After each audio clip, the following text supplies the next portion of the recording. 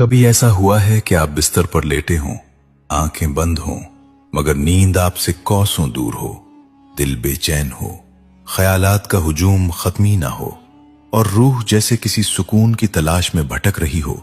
कभी महसूस किया है कि थकन जिस्म में नहीं, दिल में होती है और उसका इलाज कोई दवा नहीं बल्कि अल्लाह का जिक्र होता है। आज मैं आपको एक ऐसा राज बताने वाला हूं, ऐसा रूहानी अमल जो सिर्फ अल्फाज नहीं बल्कि सुकून का दरवाजा है।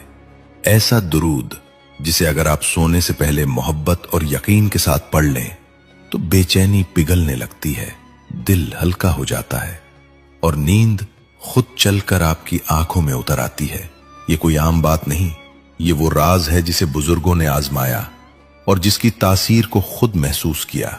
अगर आप वाकई सुकून चाहते हैं तो इस वीडियो को आखिर तक जरूर देखें, क्योंकि हो सकता है आज की रात आपकी जिंदगी की सबसे पुरसुकून रात बन जाए।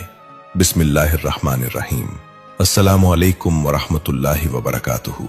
आप देख रहे हैं हमारा चैनल जहां हम आपके दिलों को सुकून देने वाली रूहानी बातें और आमाल आप तक पहुंचाते हैं।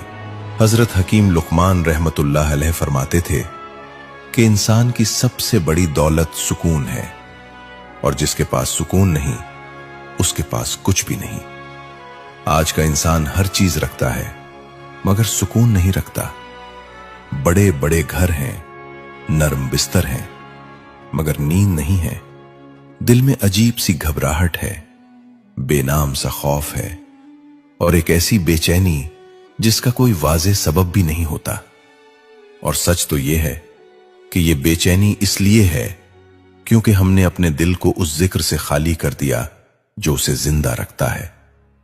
हमने अपनी रातों को मोबाइल की रोशनी से भर दिया मगर अल्लाह के नूर से खाली कर दिया।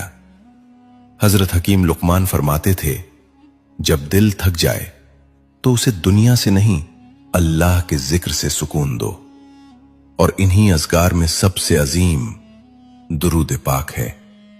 ये दुरूद सिर्फ अल्फाज नहीं, ये मोहब्बत है, ये रहमत है, ये वो नूर है जो दिल के अंधेरों को खत्म कर देता है।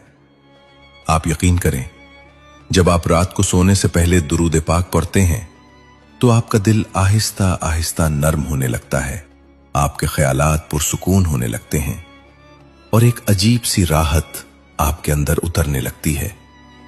यही वो लम्हा होता है जब बंदा अपने रब के करीब होता है और यही वो वक्त होता है जब अल्लाह अपने बंदे के दिल को सुकून अता करता है।